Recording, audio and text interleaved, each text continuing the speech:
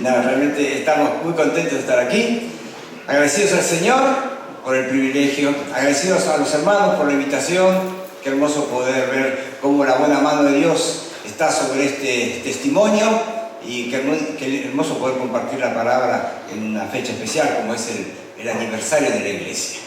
Y lo que hace más hermoso este encuentro es que vamos a abrir nuestras Biblias. Abrir nuestras Biblias para conocer lo que tiene Dios para decirnos en el libro de Apocalipsis. Así que vamos a comenzar por ahí. A veces hay algunos creyentes que tienen cierto tabú con el libro de Apocalipsis. Recuerdo, después de dar una serie de estudios, una hermana ancianita se acercó para agradecerme y me dice: yo le tenía mucho miedo a Apocalipsis, porque de pronto el dragón y la bestia con los cuernos y las cabezas, yo leía todo eso y después a la noche soñaba. Por supuesto que esto no es el propósito del libro, no es para asustar. Otros tienen la actitud de pensar, es un libro muy difícil. Cuando a veces me preguntan qué libros enseño en el Instituto Bíblico, cuando digo Apocalipsis, porque está en muchos el concepto de que es un libro difícil de entender. Pero fíjense, sería un poco raro pensar en un libro difícil de entender que se llama Revelación. Nosotros en nuestra Biblia dice Apocalipsis, que viene del griego, que significa revelación. Y muchos de ustedes saben que, por ejemplo, en la Biblia en inglés, el libro se llama Revelation, revelación. Es decir, sería muy ilógico pensar que Dios hace una revelación. Quien revela algo es porque quiere dar a conocer algo, hace una revelación que nadie puede entender, solamente algunos iluminados. Así que, si tiene alguno de esos tabúes, por favor, quítenselos. Porque además no se olviden, cuando estudiamos la palabra de Dios, los hijos de Dios tenemos dentro nuestro un maestro. Muy superior al maestro que puede estar acá. Nada más ni nada menos que el Espíritu Santo de Dios, que ilumina su palabra, que nos ayuda a entenderla. Entonces, de esa forma vamos a llegar a la palabra en estos días. Esto ha de ser un panorama de Apocalipsis. Me gusta utilizar la palabra panorama. Panorama significa que vamos a ver algunas cosas. Para algunos será repasar cosas conocidas, para otros será aprender algunas, pero que espero para todos sea un desafío, un estímulo a estudiar y profundizar en el Apocalipsis. Porque no ha de ser un estudio exegético, capítulo por capítulo, versículo por versículo, sino que vamos a ver un pantallazo. Por eso llamamos a este libro Apocalipsis. Yo voy a mirar la hora, sé que -5 tengo que terminar. Bueno, el Apocalipsis es la revelación de Jesucristo. Ese es el gran tema. Comienza el capítulo 1 al decir en el versículo 1 la revelación de Jesucristo. Cuando nosotros llegamos un poquito más adelante, en el capítulo 19, versículo 10, dice: adora a Dios porque el testimonio de Jesús es el espíritu de la profecía. Es decir, el espíritu de la profecía es dar testimonio de Jesús. Él es el gran tema del Apocalipsis. Claro, estudiando Apocalipsis, de pronto aprendemos acerca de los juicios, aprendemos acerca de los instrumentos satánicos, de los instrumentos de Dios, del programa de Dios en el tiempo de la tribulación para Israel, para el mundo gentil, el fin de los incrédulos, el fin de Satanás, el fin de la bestia, el falso profeta, un montón de cosas. Pero el gran tema es nuestro Señor Jesús. El versículo 1 dice: la revelación de Jesucristo que Dios le dio para manifestar a su siervo las cosas que deben suceder pronto, y le declaró enviándola por medio de su ángel a su siervo Juan. Este versículo es muy significativo para introducirnos en el tema. Dice que es la revelación de Jesucristo. Y lo es en dos sentidos. En un sentido, porque Él es el tema, es su revelación. Veremos la gloria futura de Cristo Jesús. Pero además es la revelación de Jesucristo porque Él es el que la comunica. Fíjense, sigan conmigo la lectura, leamos lentamente. La revelación de Jesucristo que Dios le dio. Dios el Padre le da a Dios el Hijo, Jesucristo, en cuanto a los acontecimientos futuros, para manifestar a sus siervos las cosas que deben suceder pronto. Pronto, hace ya por lo menos más de 19 siglos que el libro se escribió. ¿Cómo pronto? Pronto en el sentido que cuando esto comience, será muy rápido. Y de hecho, los acontecimientos del capítulo 4 al capítulo 19 de Apocalipsis se han de desarrollar en 7 años. Son cosas que van a suceder pronto. Y fíjense, para manifestar a sus siervos las cosas que deben suceder pronto. Juan escribió 3 clases de libros, aunque son 5, 3 clases. El Evangelio, para todo el mundo. De tal manera amó Dios al mundo. Cualquiera puede y debe leer el Evangelio de Juan. Pero escribió las cartas, primera, segunda, tercera. La carta no es para todo el mundo, es para la familia.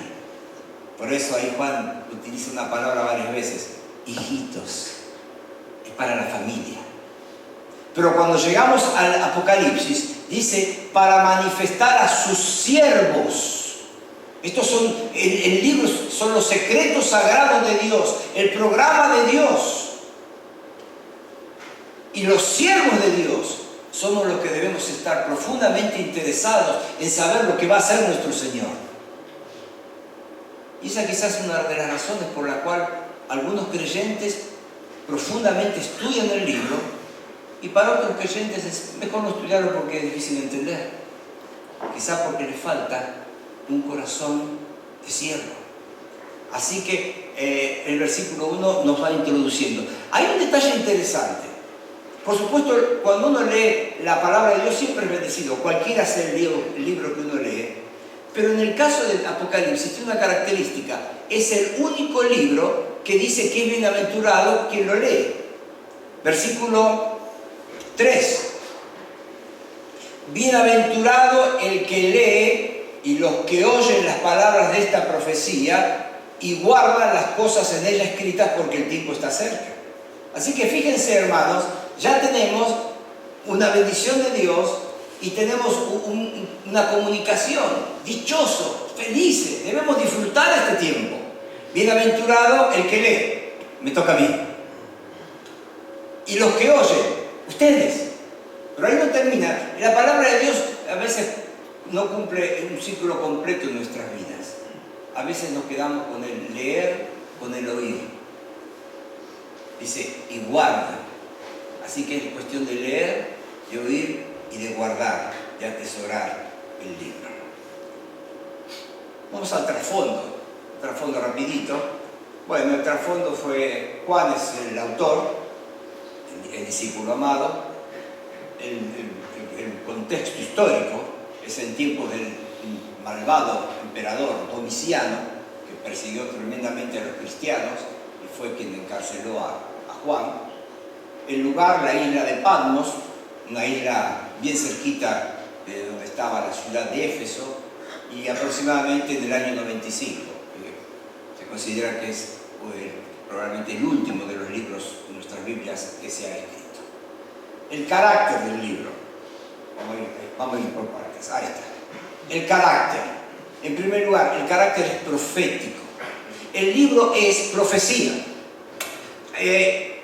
No quiero serles sincero, algunos interpretan el libro de forma diferente, se lo menciono simplemente. Algunos toman el libro en una forma pretérita, es decir, como parte del pasado. Y piensan, bueno, todo el Apocalipsis es la vida de la iglesia bajo la presión, la persecución del Imperio Romano, y en el primer siglo se cumplió todo el Apocalipsis. O sea, es un libro del pasado. Otros piensan que es un libro histórico. De pronto es el devenir de la historia en los tiempos de la iglesia. Y ubican ciertos elementos, descubrimientos, con eventos que se van ahí narrando.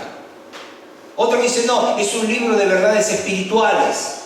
Y entonces toman de una forma simbólica elementos y alegorizan.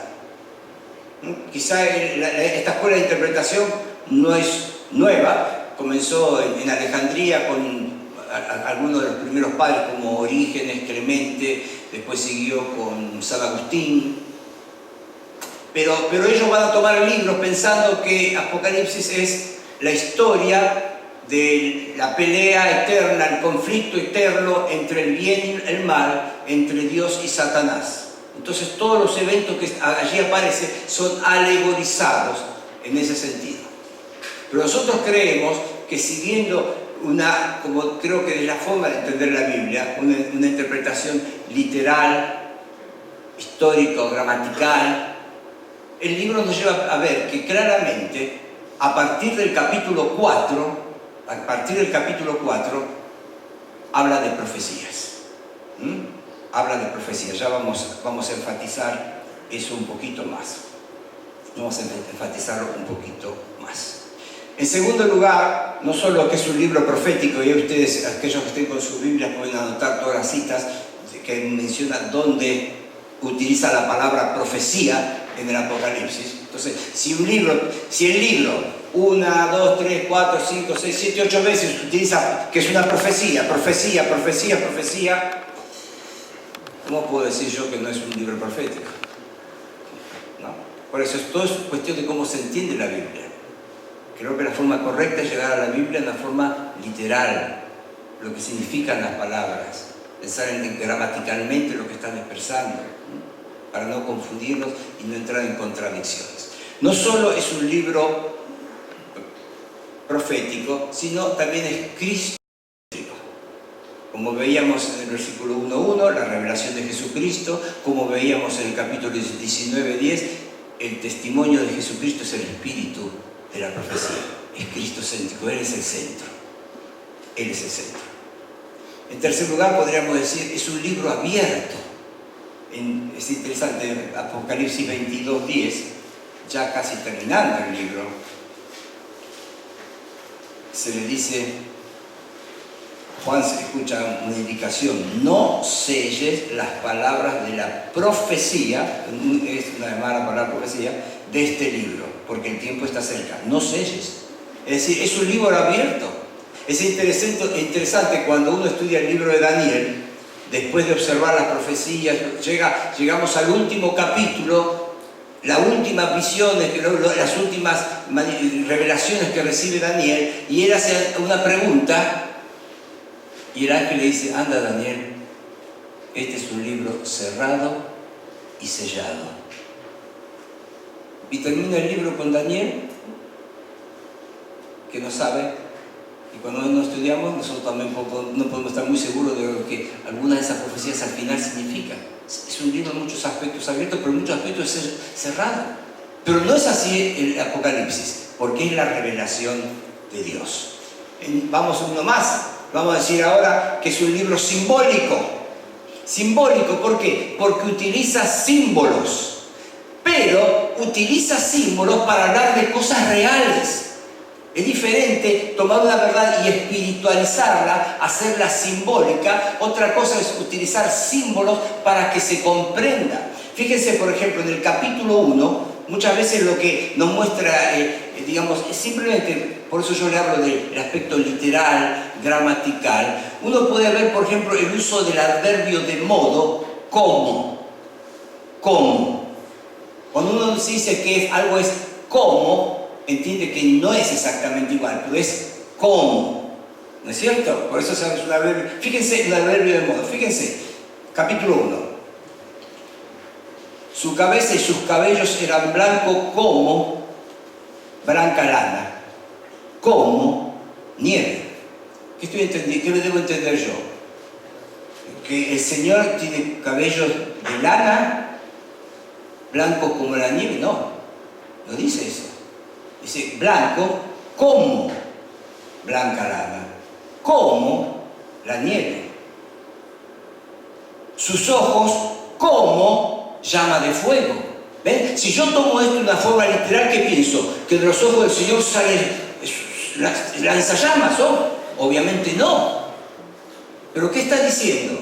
Así como nuestros ojos son los que nos permiten tener percepciones y ver y conocer, Está diciendo que los ojos del Señor van mucho más allá de la capacidad de nuestros ojos. Él puede ver lo que ninguno de nosotros puede ver. Él conoce los pensamientos y las intenciones del corazón. Ahora, ¿cómo lo expresa eso? ¿Cómo? Una figura, un símbolo. Ahora, está hablando de algo real, que Dios nos ve, que el Señor Jesús nos conoce y nos ve. Y así sigue, sus pies semejantes al bronce bruñido, su voz como estruendo de muchas aguas. ¿Ven? Si uno presta atención simplemente a la estructura gramatical y se encamina por la interpretación literal, claramente puede comprender que aquí lo que está nos está dando símbolos que nos permiten conocer verdades reales, literales. ¿Está claro ese concepto? Espero que sí. No solo eso, también podríamos decir que es un libro numérico. El numérico. Obviamente el número que más se destaca es el número 7. Es el más usado. Pero un número que realmente indica perfección, plenitud. Pero más allá de las páginas bíblicas, el libro es importante, por ejemplo, en la creación. Los días de la creación, ¿cuántos son? 7. La escala musical, ¿cuántas notas son? 7. Los colores del arco iris, ¿cuántos son? 7. Los días de las semanas, ¿cuántos son? 7. Las copas libertadoras de América que ganó Independiente, ¿cuántas son? 7. Perdón, se me escapó. Cada uno tiene su corazoncito, discúlpeme. Pero aún en la Escritura, muchas veces en Apocalipsis, el 7 es el número más repetido. Por ejemplo, vemos que en capítulo 1 hay 7 iglesias, 7 espíritus de Dios, hay 7 candeleros, 7 estrellas, 7 sellos, 7 cuernos, 7 ojos en el Cordero, 7 ángeles que tienen 7 trompetas en el capítulo 8, 7 truenos en el capítulo 10, 7 cabezas tiene el dragón, también 7 cabezas la bestia, 7 copas de oro, los últimos 6 de juicio, hay 7 reyes en el capítulo 17 y hay algunas cosas más que se escaparon. 7. También aparece el 3,5, indicando el segundo o primer tiempo de la tribulación. Tenemos 144.000 jóvenes sellados. Se habla de 12 estrellas en el capítulo 12. Vemos que la Nueva Jerusalén tiene 12 puertas, 12 fundamentos. Así que utiliza muchos números, como otras partes de la Escritura, ¿no es cierto? Pero así que resalta el 7, un detalle más en la Biblia. Fíjense, es interesante, cuando pensamos en la Biblia, en el número 7, más allá de Apocalipsis, por ejemplo, la caída de Jericó, Israel dio 7 días, una vuelta alrededor de Jericó. El último día dio 7 vueltas, había 7 sacerdotes con 7 bocinas. En Levíticos 13 vemos que las fiestas de Jehová son 7. En Mateo 13 vemos que los misterios del reino de los cielos están explicados en 7 parábolas. Las frases del Señor desde la cruz son 7. Así que hay números que son significativos y especialmente en Apocalipsis aparece mucho de esto. Vamos al bosquejo. Miren, el bosquejo de Apocalipsis es sencillo. Y si un comentario de Apocalipsis es bueno, va a dar siempre, o sea, los buenos comentarios de Apocalipsis, todos van a dar el mismo bosquejo. Porque el bosquejo está en el libro. Capítulo 1, versículo 19. Escribe las cosas que has visto y las que son y las que han de ser después de estas. Así que tenemos ahí que a Juan se le instruye en cuanto a lo que va a escribir entre 3 clases de cosas. Las que has visto, las que son y las que han de ser después de estas.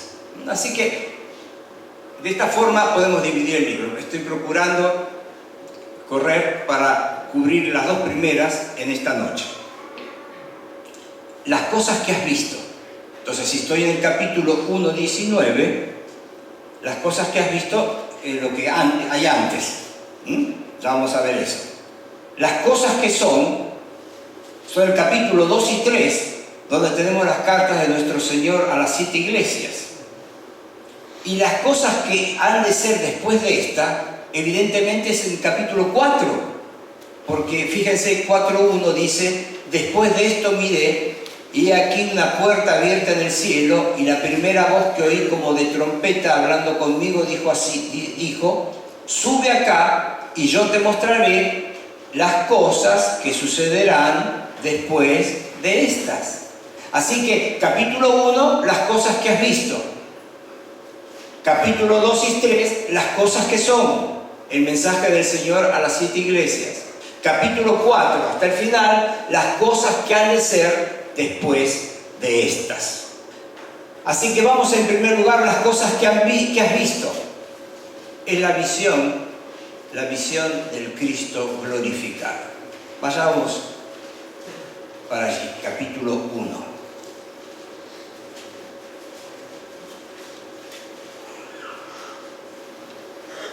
Juan, el receptáculo de la revelación de Dios, en el versículo 9 nos va introduciendo diciendo: yo, Juan, vuestro hermano y copartícipe vuestro en la tribulación, en el reino y en la palabra de Jesucristo, estaba en la isla llamada Patmos por causa de la palabra de Dios y el testimonio de Jesucristo.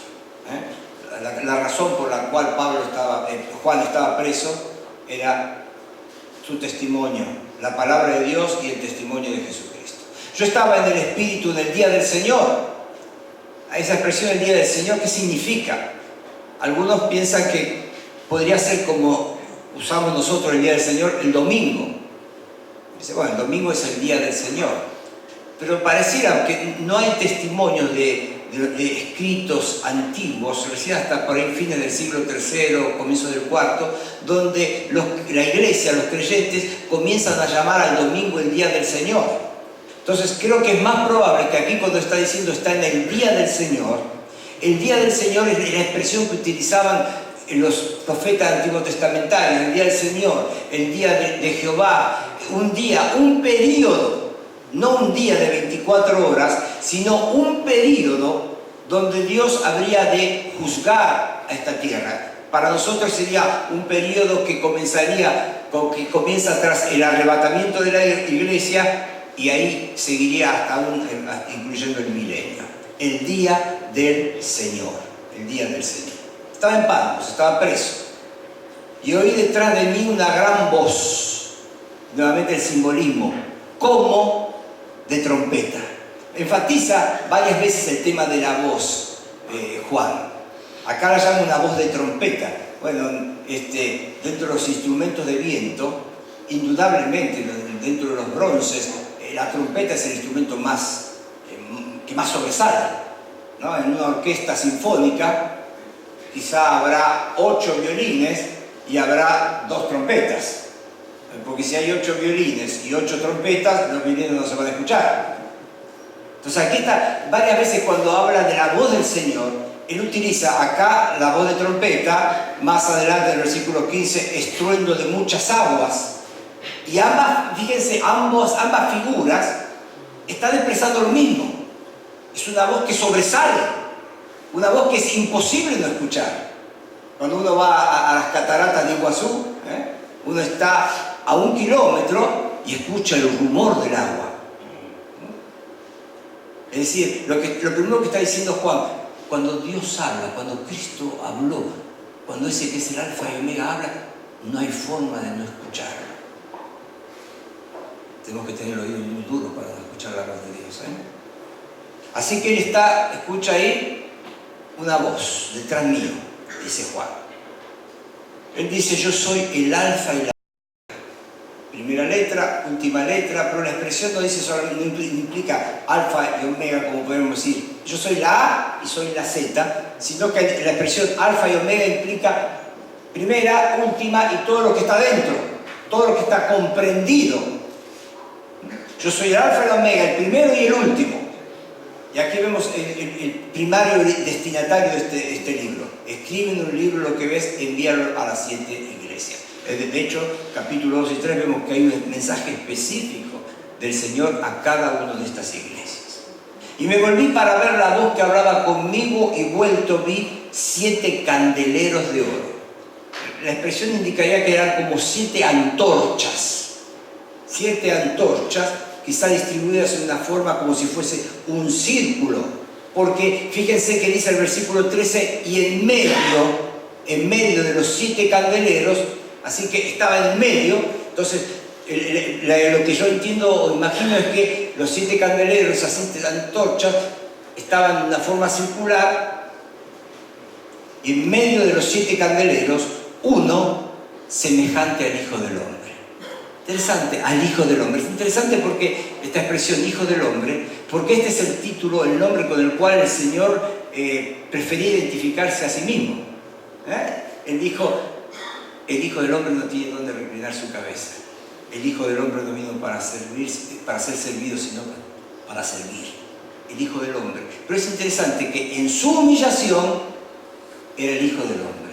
Pero ahora en su exaltación sigue siendo el Hijo del Hombre. El nombre que nos habla de la humanidad de nuestro Señor. Su vestido de una ropa que llegaba hasta los pies, una ropa que quizás nos habla de él en su carácter de sacerdote, juez, ceñido por el pecho con un cinto de oro, su deidad. Su cabeza y sus cabellos eran blancos como blanca lana, como nieve, la pureza, la santidad de sus pensamientos. Sus ojos como llama de fuego, es decir, discrimina, profundiza hasta lo más recóndito del ser. Es interesante cuando nosotros hablamos del tribunal de Cristo. ¿Se acuerdan que nuestras obras, que dice? Algunas serán piedras preciosas, otras serán madera, heno, hojarasca, y dice que en el tribunal de Cristo el fuego las probará. Algunos de nosotros quizá hemos producido obras, y llegamos al tribunal de Cristo y de pronto el fuego las consume y lo que parecía una gran montaña de obra quedan 2 o 3 pepitas de oro. ¿De dónde sale ese fuego que va a probar las obras? Yo creo que sale de la mirada del Señor, que escudriña, que conoce y que valora y evalúa correctamente. La cuestión que sus ojos como llama de fuego, sus pies semejantes al bronce bruñido. Quizá tomando una forma simbólica, el bronce nos habla de sufrimiento. Y acá es bronce bruñido, un bronce brillante. La idea es aquí, ¿vieron cómo trabaja el herrero colocando el metal al fuego? Y el fuego va levantando la temperatura y llega un momento que se hace incandescente, porque aquí el bronce es bruñido, refulgente como en un horno. Y quizás puede recordarnos cómo que es Alfa y Omega, a la vez fue aquel que padeció tanto por nosotros. Hebreos, en una forma maravillosa, dice que no tenemos un sumo sacerdote que no pueda compadecerse de nuestras debilidades. Vuelve hablando de su voz, como estruendo de muchas aguas. Tenía en su diestra 7 estrellas, de su boca salía una espada aguda de 2 filos, obviamente la palabra de Dios, con la misma figura de la espada que antes aparece en Efesios. Y su rostro era como el sol cuando resplandece en su fuerza. Quizá su rostro semejante al que los discípulos vieron en el Señor en el monte de la transfiguración. Ahí lo dice Mateo, que su rostro brillaba como el sol. Así que en su diestra tiene 7 estrellas. No tenemos que preocuparnos en cuanto a pensar qué significa, porque en el versículo 20 dice: el misterio de las 7 estrellas que has visto en mi diestra y de los 7 candeleros de oro. Las 7 estrellas son los ángeles de las 7 iglesias y los 7 candeleros que has visto son las 7 iglesias. Así que al final el último versículo nos amplía el panorama y nos hace entender. Así que esos 7 candeleros están representando a las 7 iglesias, a las cuales en el versículo 11 el Señor le dice: escribe a las iglesias que están en Asia, Éfeso, Esmirna, Pérgamo, Tiatira, Sardis, Filadelfia y Laodicea.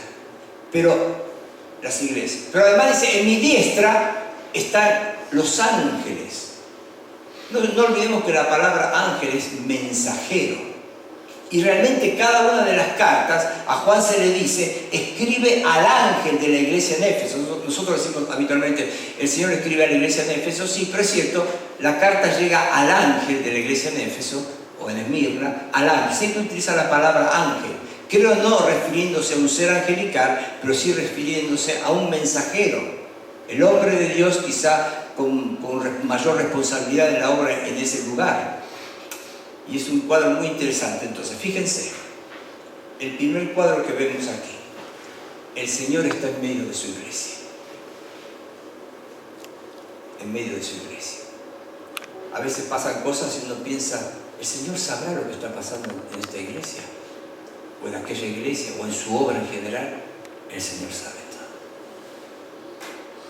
Y a veces los siervos de Dios están en medio de grandes problemas, situaciones, y oramos por ellos y debemos sostenerlos, pero no nos olvidemos, el siervo está en la mano del Señor.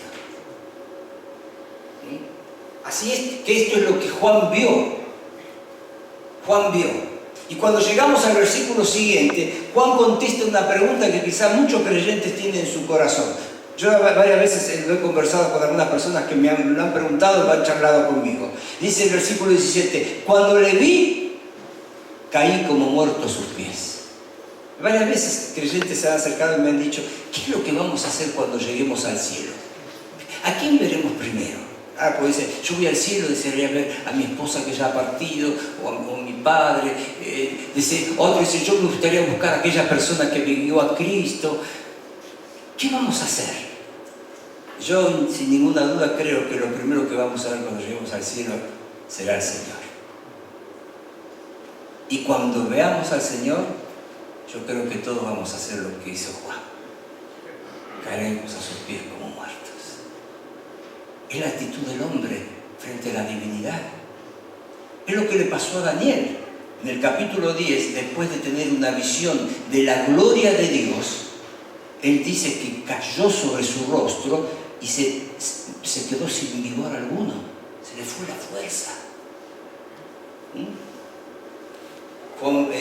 Daniel fue a aquel momento socorrido, levantado. No temas, muy amado. Y acá fíjense, y él puso su diestra sobre mí diciéndome, no temas, yo soy el primero y el último, el que vivo y estuve muerto. Mas he aquí que vivo por los siglos de los siglos y tengo las llaves de la muerte y del Hades. Él es el gran vencedor, aleluya. Así que esto es lo que Juan vio rápidamente. En segundo lugar, vemos las cosas que son. Capítulo 2 y 3, la carta del Señor a las siete iglesias. Vamos a dar un poquito más de información. Fíjense ustedes, ahí tienen un mapita. Me voy a correr, me parece que yo no les dejo ver muy bien, ¿no? Ahí está. Éfeso, Esmirna, Pérgamo, Tiatira, Sardis, Filadelfia, Laodicea. Y aquí de Éfeso, acá Patmos, es la islita rocosa pequeña donde el apóstol Juan recibe la revelación. Entonces aquí el Señor va a escribir 7 cartas dirigidas a estas 7 iglesias. Las cartas tienen un triple mensaje. En primer lugar, hay una asociación primaria con la iglesia. Es decir, cuando le dice el Señor a la iglesia de Éfeso determinada cosa, es porque era un problema que había en la iglesia.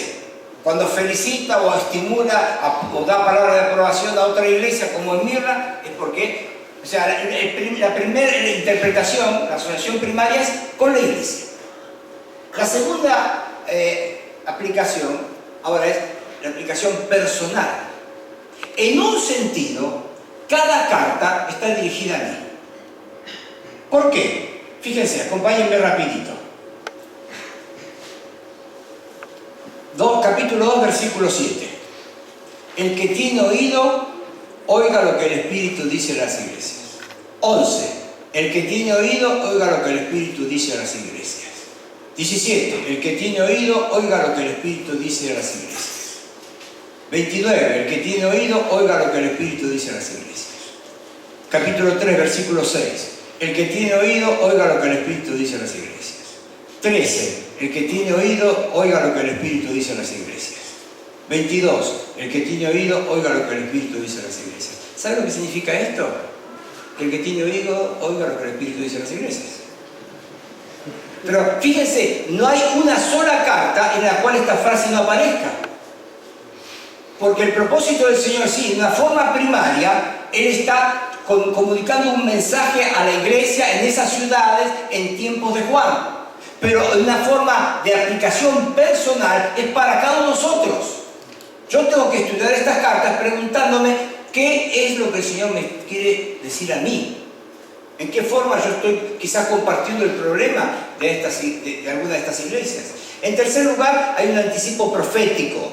De alguna forma creemos que estas 7 iglesias van mostrándonos un poco el desarrollo de la iglesia, siendo Éfeso la iglesia, podríamos decir, post-apostólica, la iglesia de los tiempos de Juan era el único de los 12 que estaba todavía en la tierra, y así siguiendo hasta la última, la Odisea, la iglesia de los últimos tiempos.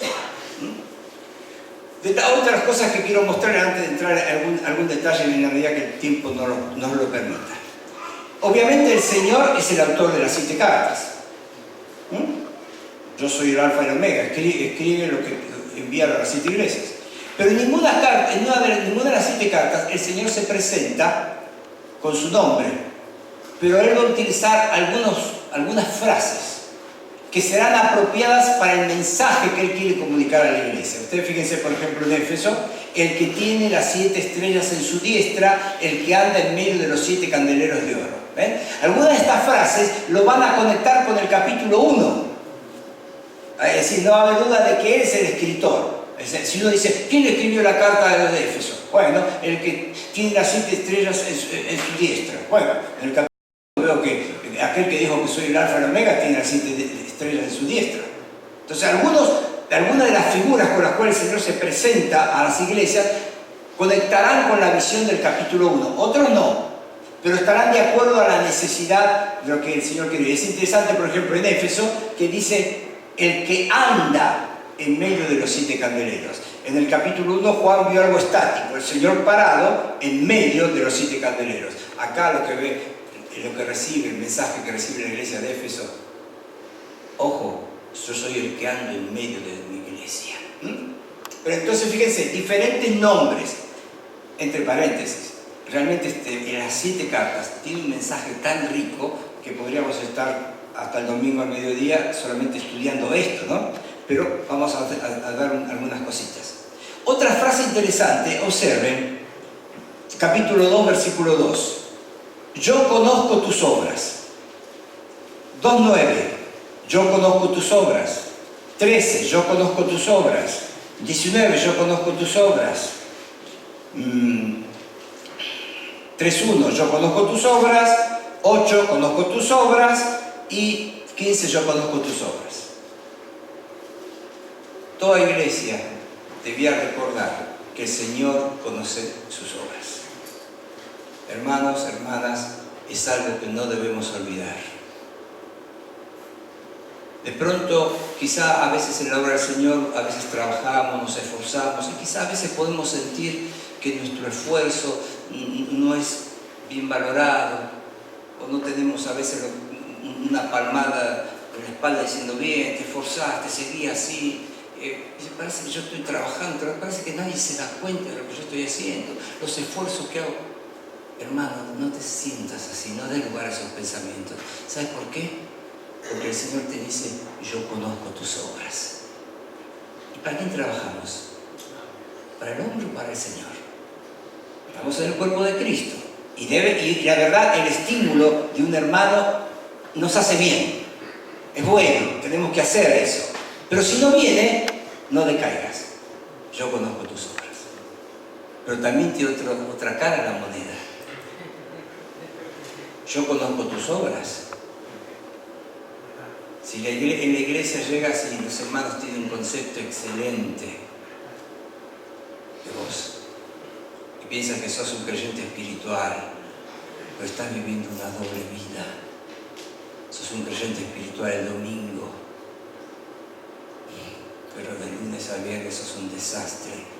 ¿Sabes lo que dice el Señor? Podés engañar a los hermanos, pero ojo, yo conozco tus obras. A mí no me engañas. Entonces, es para cobrar ánimo si estamos andando bien, pero es para temblar si estamos andando mal. Cuidado, cuidado. Muy bien. Entonces, cada una además de estas cartas tiene una promesa a vencedores. Al que venciere. Cada carta termina con eso. Al que venciere. Por ejemplo, versículo 7, versículo 11, al que venciere. Cuando uno analiza esas promesas a los vencedores, va a ver que no son para algunos creyentes. Por ejemplo, a Éfeso le dice, al que venciere, le daré a comer del árbol de la vida, el cual está en medio del paraíso de Dios. Entonces, algunos piensan, sí, los creyentes espirituales son los que vencen los carnales, los que anduvieron a los tumbos. No. En el cielo no va a haber creyentes que van a poder comer del árbol de la vida, una figura de la eternidad, de la eterna salud. Y va a haber creyentes que dicen, bueno, usted entró al cielo, pero usted acá no pruebe.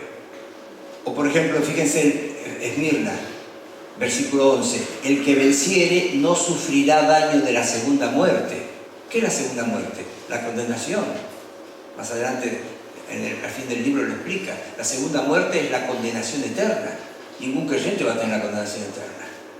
Entonces, realmente, por ejemplo, el mismo Juan en su primera carta dice que ¿quién es el vencedor?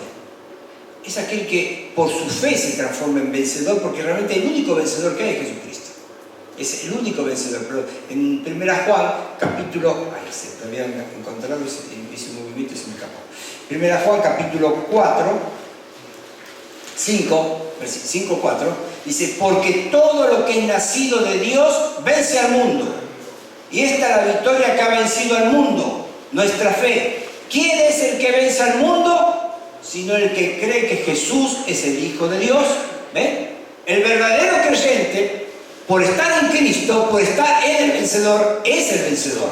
Entonces, uno podría preguntarse, entonces, ¿cuál es la promesa a los vencedores si somos vencedores? Pareciera que la carta dice, mira, portate bien, así yo te voy a premiar. No, no es así. En Cristo, lo que menciona acá a los vencedores es así. En Cristo son bendiciones que tenemos. Es como que Dios nos está diciendo, sos vencedor. Hay un plan maravilloso, un futuro maravilloso. Viví de acuerdo a lo que sos. Acordate, al que venciere yo le voy a dar. No vivas como un derrotado. No vivas mordiendo el polvo de la derrota. Cuando en mi plan, el plan mío para tu vida es una vida victoriosa. Así que después de esto vamos, en estos 10 minutos que nos quedan, un poquitito, vamos a ver si podemos decir un poquito de cada una de estas iglesias. Éfeso, la iglesia deseable, eso es lo que significa la palabra Éfeso. Bueno, realmente es una iglesia deseable, si uno piensa, fíjense, Pablo dice en Hechos 20 que estuvo 3 años ministrando ahí. ¿A quién no le hubiese gustado estar en una iglesia que 3 años el apóstol te está predicando, enseñando? ¡Wow! Cuando ya en estos tiempos el apóstol Juan era el pastor de esa iglesia. Y después siguió Timoteo. Una iglesia donde estaba, bueno, si estaba Juan estaría María. Donde estaba Aquila y Priscila en Éfeso. Donde un día llegó Apolos. ¡Wow! Yo quiero estar ahí. ¿Cuál era el problema en la iglesia en Éfeso? Dice, versículo 4, pero tengo contra ti que has dejado tu primer amor. Ese es el gran problema. Una iglesia que tenía muy buena doctrina, que sabía discernir cuando había errores doctrinales, que no se dejaba engañar por cualquier cosa, muy bien fundada, pero tengo contra ti que has dejado el primer amor. Y a veces se cita mal, se dice, Éfeso era la iglesia que había perdido el primer amor. No, hay una diferencia muy grande entre perder y dejar. Dejar es cuando yo de pronto digo, no, pienso que no va a ser frío, me lo saco, lo dejo en casa. Mi decisión me hace dejarlo. Perder es cuando digo, no, lo tengo que llevar, y de pronto en un descuido se perdió. No lo quería perder, quería tenerlo. La iglesia no había perdido, había dejado. En determinado momento había decidido que el amor no sería como antes. Un tremendo maestro de la Escritura, cuando habla de este pasaje, lo grafica de una forma muy grande. Él dice así: en la iglesia en Éfeso había terminado la luna de miel. La iglesia en Éfeso tenía una relación, sí, de amor, amaba al Señor, pero no como antes. Había dejado el primer amor. Ahora, la figura de la luna de miel que se acabó. Muchos matrimonios van al fracaso, ¿por qué? Porque su relación se torna rutinaria. Ya no hablan de amor, ya no se miran como antes, no tienen las atenciones que antes tenían. Ahora hablan de que hay que comprar esto a los chicos, que hay que pagar al otro, que hay que esto, lo otro. Una relación rutinaria. Entre los hombres, un hombre y una mujer, esa relación no va a durar mucho, no satisface, mucho menos cuando se trata de Dios. Y fíjense que es tan grave que el Señor le dice en el versículo 5: recuerda de dónde has caído, arrepéntete y haz las primeras obras, pues si no, vendré pronto a ti y quitaré tu candelero de su lugar. Es decir, el Señor dice: voy a bajar la cortina en Éfeso, si no reacciona. Esmirna es la iglesia sufriente. No hay ningún reproche a esta iglesia, pero es una iglesia que sufría por las persecuciones. Dice el versículo 9: yo conozco tus obras y tu tribulación y tu pobreza, pero tú eres rico. ¿Cuál es el peligro en Esmirna? Probablemente de pensar: ¿qué pasa con Dios? Él no está viendo lo que sufrimos, la pobreza en la que estamos. Dios no nos ama, a Él no le interesamos, o Él no puede librarnos. Entonces podría traer pensamientos confusos a su mente. Y aquí esta carta el Señor le dice: yo conozco tu pobreza, pero tú eres rico. Y le está mostrando que la riqueza no consiste en la cantidad de bienes que uno posee. La riqueza para el creyente no está en lo abultado de una cuenta bancaria, en lo moderno que sea su vehículo, o su casa, o si tiene casa de veraneo. Eso no es riqueza. La riqueza es la riqueza espiritual. Y el Señor le muestra a la iglesia de Esmirna que aunque materialmente eran muy pobres, eran ricos espiritualmente. ¡Qué belleza!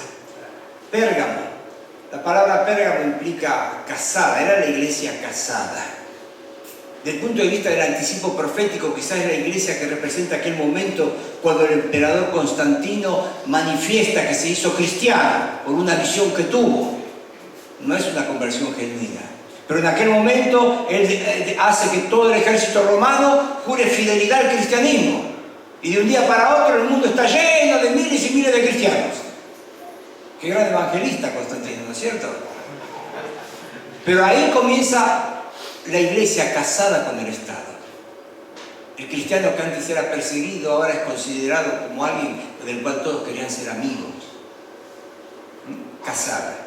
Fíjense en esta iglesia, Pérgamo, dice el versículo 14: tengo unas pocas cosas contra ti, que tienes ahí a los que retienen la doctrina de Balaam, que enseñaba a Balac a poner tropiezo entre los hijos de Israel, a comer cosas sacrificadas a los ídolos y a cometer fornicación. También tienes a los que retienen la doctrina de los nicolaitas, la que yo aborrezco.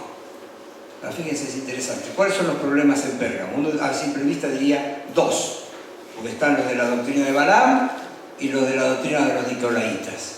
Pero realmente yo creo que los problemas son tres, porque el problema comienza con que tienes ahí, no era toda la iglesia, en la iglesia había algunos, tienes ahí a los que retienen la doctrina de Balaam y tienes también a los que retienen la doctrina de los nicolaitas. Tienes ahí, están los dos grupos en error, pero también estaba una actitud en la iglesia de convivencia con el pecado. Y no tenemos que olvidarnos, tenemos que amar al pecador, pero no tenemos que ser tolerantes con el error, con el pecado, porque el pecado en la iglesia frena las bendiciones de Dios, quita la fuerza a la iglesia. Y esta es una iglesia, más allá de lo que la doctrina de Balaam, sí podemos imaginar aquellos que de pronto por intereses materiales están en el ministerio. Los nicolaitas no están claros qué deben ser, pero es interesante que en Éfeso rechaza las obras de los nicolaitas, pero aquí en Pérgamo es la doctrina. ¿Saben lo que sucede? cuando obras no son frenadas, la iglesia no toma una actitud correcta frente al error, en poco tiempo se transforma en doctrina y es más difícil de controlar. Algo parecido en la iglesia en Tiatira. Ahí había una mujer, Jezabel, versículo 20. Tolerancia a esta mujer. Se dice: profetiza y enseña y seduce a mis siervos a fornicar y a comer cosas sacrificadas a los ídolos. Le he dado tiempo para que se arrepienta, pero no se quiere arrepentir. Y aquí a veces el término fornicar se utiliza de forma espiritual, pero no sería raro que está refiriéndose a una forma literal del hecho en sí, porque en aquellas religiones orientales la fornicación formaba muchas veces parte de las ceremonias religiosas. Y había mucho de eso de grupos que querían meterse en la iglesia, aparentaban ser cristianos, pero traían sus viejos hábitos, sus viejas costumbres, su antigua religión y querían introducirla a la iglesia. Todo ese tipo de cosas quitan fuerza a la iglesia. Sardis, en el capítulo 3, tendría que mover esto, ¿no es cierto? Vamos.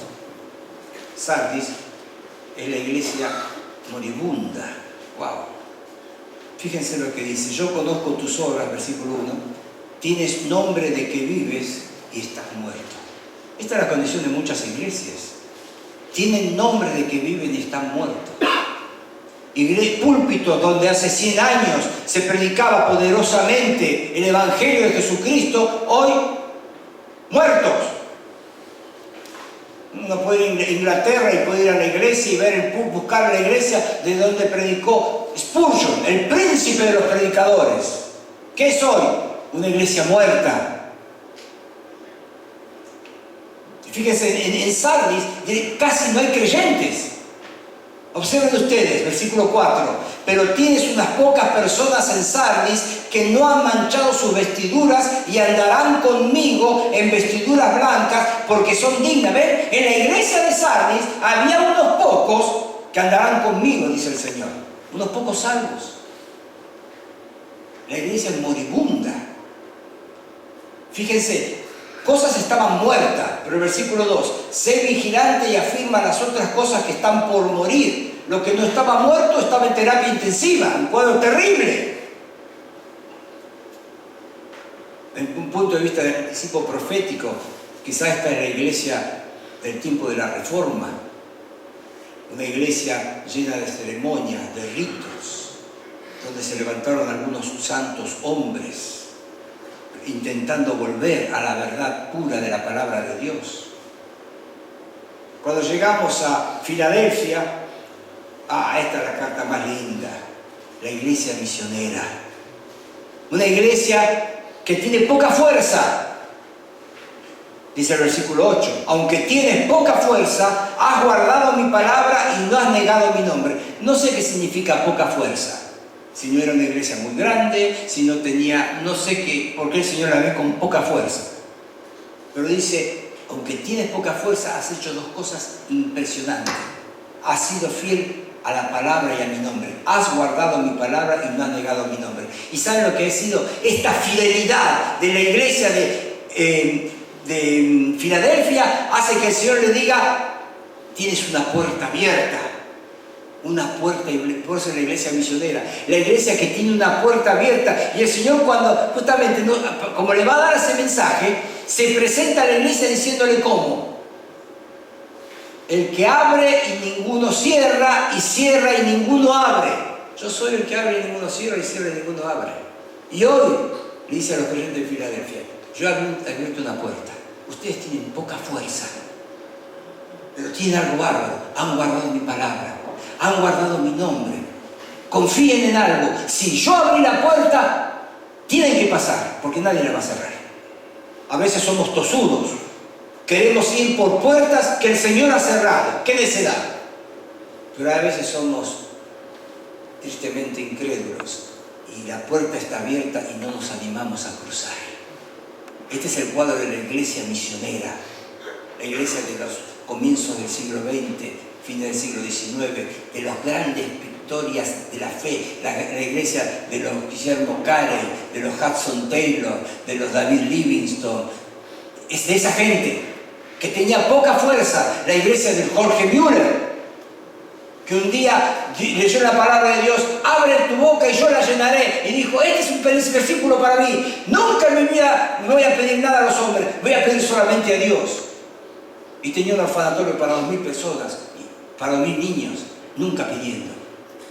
Y sus libros nos cuentan los milagros tremendos que vivió. Dios sigue siendo el mismo. Y en último lugar, ya terminando, la iglesia de la Odisea, la iglesia de los últimos tiempos. Es tremendo que esta iglesia, el Señor no le va a corregir ningún error doctrinal. Era una iglesia que podríamos decir, en términos que conocemos nosotros, tenía una sana doctrina.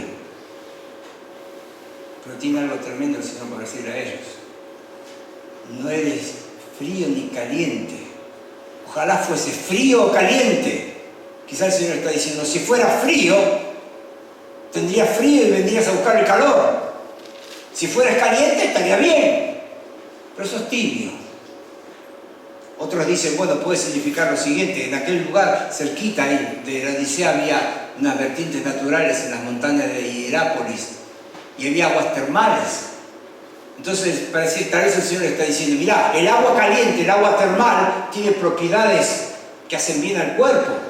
El agua fría la necesitamos para beber, pero el agua tibia no sirve para nada. Y así era la iglesia en la Odisea. Y aquí el terrible pecado de esta iglesia. Fíjense, no hay reproches doctrinales, no se condenan pecados, pero esto es tremendo. Era una iglesia que decía, yo soy rico, me he enriquecido, de ninguna cosa tengo necesidad, y no sabes que, dice el Señor, que tú eres un desventurado, miserable, pobre, ciego y desnudo. Es una iglesia que está enamorada de sí misma. ¡Qué bárbaro! ¿Hay iglesias así? Tenemos un templo maravilloso. Nuestro órgano, ¿cómo suena? Y el coro, y el presupuesto para las misiones. Y no sabes qué eres, qué eres. Fíjense que el cuadro acá con el cual termina es tremendo, porque el Señor dice, he aquí, yo estoy a la puerta y llamo. Si alguno oye mi voz y abre la puerta, entraré a él y cenaré con él y él conmigo. Es un llamado a la comunión. Aunque muchas veces este versículo se usa para predicar el Evangelio, realmente es un llamado a la iglesia. Ahora fíjense, si alguno oye, yo me imagino a la iglesia alabando a Dios, cantando, y están tan entusiasmados, escuchando, y que suenan los instrumentos, y están tan contentos, y el director de alabanza, hay un momento bárbaro, y el Señor está. Están todos tan metidos en lo suyo que nadie lo escucha. Fíjense que el Señor es como que sabe que la iglesia como tal no le va a escuchar. Él pregunta, ¿hay alguno? Si alguno oye mi voz y abre la puerta, entraré a él y cenaré con él y él conmigo. ¿Hay alguno en la Odisea? Esta es la iglesia de los últimos tiempos. Bueno, no estoy diciendo que todas las iglesias locales son como la Odisea. Tristemente, es la característica predominante. La iglesia buscando su autosatisfacción. La iglesia que busca tener un culto del cual la gente salga diciendo, qué lindo culto, qué bárbaro. Yo estoy de acuerdo que a veces que de la iglesia salimos así, diciendo, pero muchas veces tenemos que salir diciendo, ay, la verdad que el Señor hoy me mostró algo que... A veces tenemos que salir preocupados, Era una iglesia que se creía autosuficiente, tenemos. Enfatizaba sus programas y la relación con Dios no existía, la comunión con Dios no existía. Esa es la característica de la iglesia de Dios en este día. También hay otras iglesias, como Sardis, que tienen nombre. Una iglesia como podría ser la iglesia metodista, que comenzó hace más de 100 años con los hermanos Wesley, que eran tremendos evangelistas y ganadores de almas. Y si hoy va a una iglesia metodista, por lo menos hablo de lo que conozco de Argentina, es muy probable encontrarse un grupo de gente que no es salva, porque ni se predica el Evangelio. Muchas veces no predica el pastor, porque está el cura predicando. Pero gracias a Dios, todavía hay iglesias como Filadelfia, iglesias como Filadelfia, que confían en el Señor, que están dispuestas a mirar el desafío de una puerta abierta y dispuestos a trasponerla, porque cuando el Señor abre la puerta, no hay quien la cierre. Mi oración es que cada uno de nosotros, en una forma individual, en estos 20 minutos que haber resumido estos 2 capítulos, tengamos este pensamiento. El que tiene oído para oír, oiga. ¿A cuál de estas iglesias me parezco? Mi oración es que cada uno individualmente, y de una forma general, la Iglesia Cristiana Evangélica del Parque, sea y siga siendo esa iglesia como la de Filadelfia, que aunque quizás no tiene mucha fuerza, no niega el nombre del Señor, no niega la palabra de Dios, y está en condiciones de trasponer la puerta, de enfrentar los grandes desafíos que Dios le da. Bueno, hasta aquí, vamos a parar aquí con una palabra de oración. Acuérdense, mañana les espero, vamos a comenzar el capítulo 4, la parte ya profética, y vayámonos pensando en este tremendo mensaje de estos 2 capítulos, 2 y 3 de Apocalipsis. Padre, gracias por tu palabra. Te doy gracias, Señor, por cada hermano, hermana que ha llegado aquí en esta noche. Gracias porque juntos hemos podido comenzar este estudio en Apocalipsis. Señor, que tu palabra siga obrando en nuestros corazones. Señor, tú nos conoces y sabes qué es lo que cada uno de nosotros necesitamos escuchar, y te pido que tu Espíritu Santo siga haciendo su obra en cada una de nuestras vidas. Te lo rogamos en el nombre del Señor Jesús.